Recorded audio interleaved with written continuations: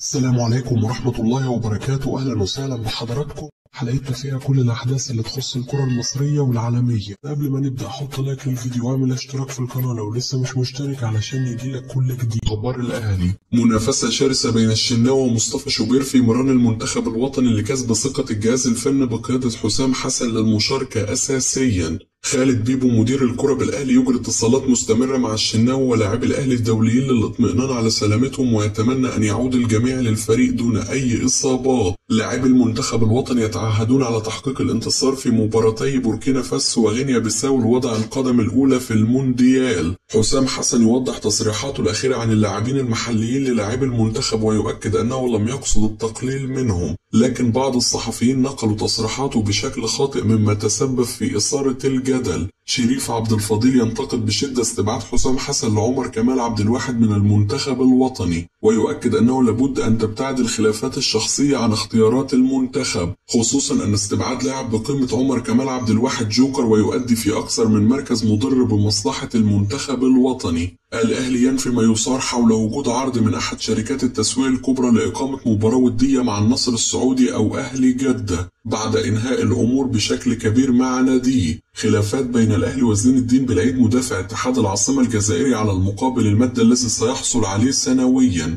ومصدر يؤكد أن رغبة الجهاز الفني الشديدة في ضم اللاعب قد تجبر النادي على رفع المقابل المادي أو وضع بنود تحفيزية للاعب لإتمام الصفقة. وكيل محمد شريف يتوجه إلى المملكة العربية السعودية لمناقشة مستقبل اللاعب مع الخليج السعودي بعد انتهاء الموسم، والأهلي يتابع في صمت تحسبا لإنهاء النادي تعاقده مع اللاعب ومنحه الاستغناء الخاص به وسط ارتباط اسم اللاعب بالأهلي. إياد العسقلاني يؤكد للإسماعيلي أنه مستمر في أوروبا الفترة القادمة رغم كل الصعوبات التي يواجهها في الدوري الروسي، وأنه يتطلع لخطوة أفضل بعد المشاركة في أولمبياد باريس مع المنتخب الأولمبي. محمد أشرف لاعب الأهلي المعار إلى زد يؤكد أنه لم يتحدث معه أي فرد من النادي عن عودته للفريق بنهاية الموسم الحالي. كهربا يقترح على مسؤولي الأهلي والزمالك إقامة مباراة ودية بين الفريقين وتوجيه كل الإيرادات لفلسطين وغزة. هجوم كبير من صفحات الزمالك على إمام عاشور وكهربا بعدما تسببوا في إحراج كبير لشيكابالا وإظهار كذبه للجميع بشأن طلب إمام عاشور التيشيرت الخاص به بعد نهائي الكاس.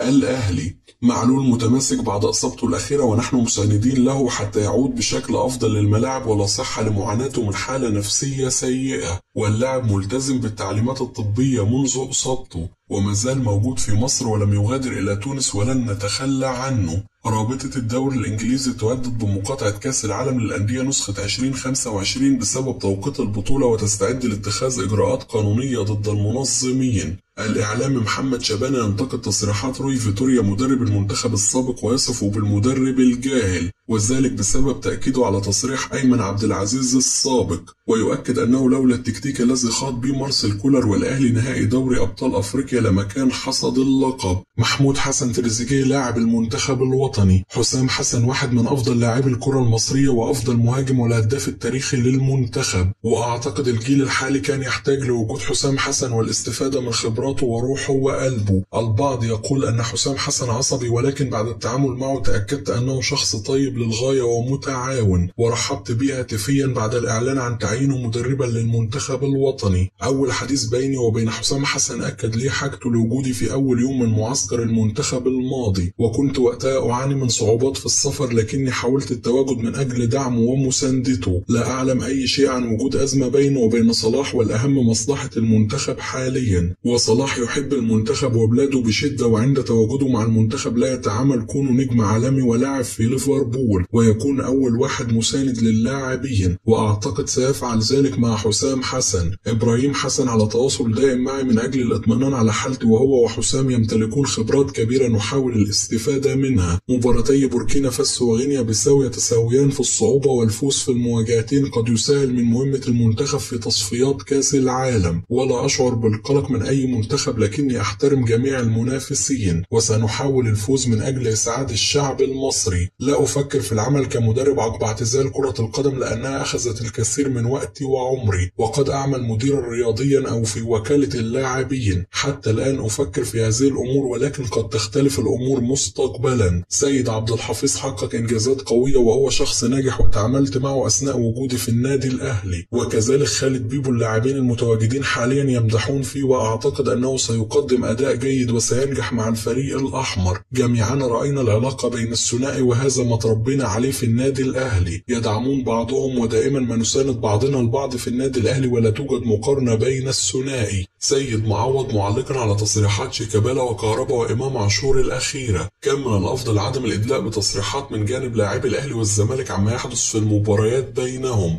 لأن أي لقاء يحدث فيه العديد من الأمور ويجب احترام أسرار غرف الملابس وما يحدث في أي مواجهة. كان من الأفضل عدم الإدلاء بأي تصريح من جانب اللاعبين الثلاثة شيكابالا وكهربا وإمام عاشور، لكن هناك لاعبين قادرين على صناعة حالة خارج الملعب في البرامج التلفزيونية، وأداء اللاعبين يقيم داخل الملعب فقط وليس بالتصريحات على الشاشات. هناك بعض اللاعبين ترفض الظهور تلفزيونيا، ولكن تلك الترندات هي من تفرح البعض. لم يتذكر أحد مواجهات الأهلي والزمالك في نهائي البطولات القارية، ولم نستمتع بكرة قدم حقيقية، ولم يلمع أي لاعب في صفوف منتخب مصر بشكل كبير خلال السنوات الأخيرة من الدوري المصري. حسام حسن هو من قام بتصعيد عمر جابر في نادي الزمالك واستبعاده من منتخب مصر قد يكون بسبب قناعات معينة، وكذلك حسام أشرف كان من الممكن أن يضمه ويراه على أرض الواقع سواء للمنتخب الأول أو الأولمبي. وأسامة فيصل أيضا لاعب جيد لكن ليس من هداف الدوري، واستبعاد حسام أشرف أمر غير مفهوم سواء من المنتخب الأول أو الأولمبي. كروش قام بضم لاعبين كثيرين وجرب عناصر محلية في البطولة العربية.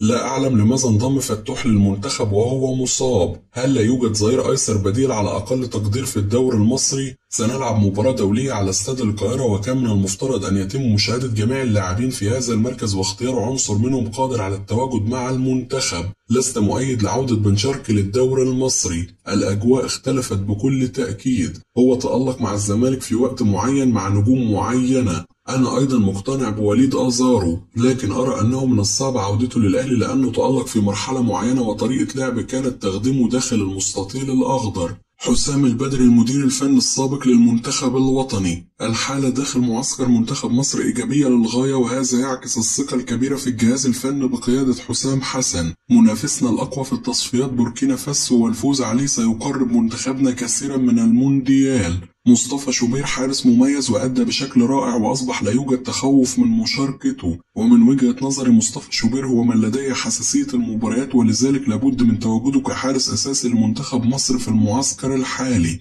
محمد عبد المنعم لاعب مميز، ولكن لابد أن يتعامل بشكل أكبر جدية في الملعب حتى يتواجد في مكان آخر ويحصل على عرض احترافي مميز. وأوجه التحية لرامي ربيعة الذي يعد مثال ونموذج مميز لكل لاعب في الأهلي. مروان عطية على المستوى الدفاعي ممتاز، لكن هجوميا أحيانا يكون مبالغ في تمريراته. وسام أبو علي لاعب جيد جدا، ولكن كهربا أتمنى أن يهتم بزيادة الناحية البدنية لديه لكي يطور من مستواه. وأحب طريقة لعب أحمد عبد القادر. عبد الله السعيد لاعب مميز جدا، لكن عامل السن يؤثر على اللاعب، وبالتالي عندما تطلب منه مهام دفاعية تزيد العبء عليه، لذلك المركز الأنسب له هو مركز 10.